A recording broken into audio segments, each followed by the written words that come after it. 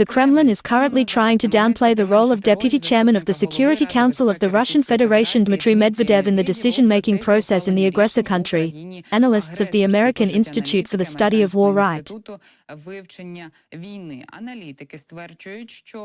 Analysts argue that the Kremlin wants to hide the role that Medvedev plays in Russian dictator Vladimir Putin's information campaign directed specifically against the West. Experts from the American Institute drew attention to the statement of Kremlin spokesman Dmitry Peskov on August 4. At that time, he claimed that officials of the Russian Federation, in particular Medvedev, assess the situation around in different ways, but it is Vladimir Putin who determines the country's foreign policy. But, experts say, Peskov's attempt to separate Medvedev's views from Putin's does not coincide with the fact that the Russian dictator and other officials from his inner circle themselves have repeatedly made the same saber-rattling nuclear weapons, threatening the West. Let me remind you that on July 28, the American president said that the new deadline for Russia to conclude a peace agreement with Ukraine will expire in 10 to 12 days, starting today. You and I reacted to this in a friendly way on the air at the time. We counted and found out that we are talking about the time until August 8, until Friday, which we are still counting and looking forward to this Friday to see if Donald Trump will be able to be sharper in his policy towards the Russian Federation.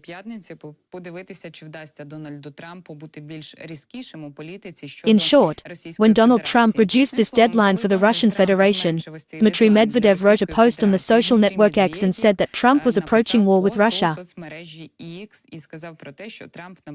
Let's quote, remind ourselves, Trump is playing the ultimate game with Russia.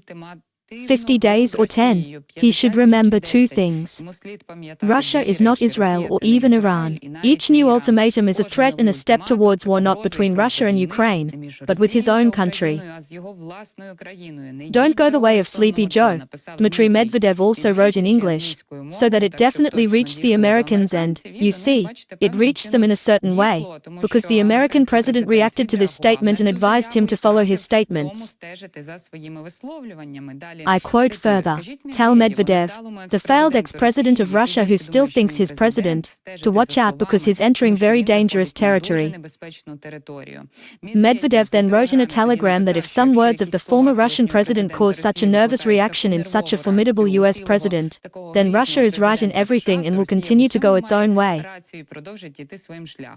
Commenting on the words about the dead economies of India and Russia, Medvedev advised Trump to remember his favorite films about the Walking Dead, as well as how dangerous a dead hand can be. On August 1st, the US president announced that in response to Medvedev's threats, he ordered the deployment of 2 nuclear submarines in their respective regions. This is the strategy of Russian propaganda. Cool. Super. We don't know if the situation will escalate because of this, after that, but we see that there is a reaction to the words of Russian propagandists. And here, you see, did Trump make this decision unanimously? Whether he was advised to make this decision, or perhaps American intelligence has somehow overestimated the threats.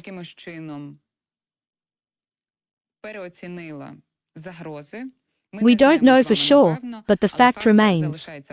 Russian propaganda is one of the tools of the Russian-Ukrainian war. It is one of the tools of Russian expansion, Russian spread of influence, first of all.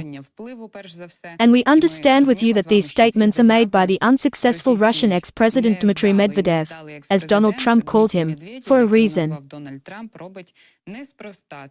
This is all in order to encourage the domestic Russian audience and in order to intimidate people abroad, in particular Europeans, who, I remind you, are only increasing the pace of support for our country.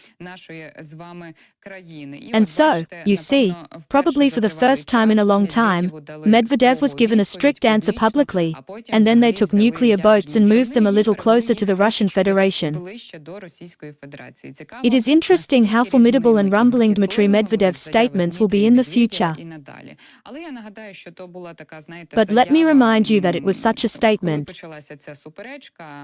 When this controversy began, it began with the post of Dmitry Medvedev, created on July 28.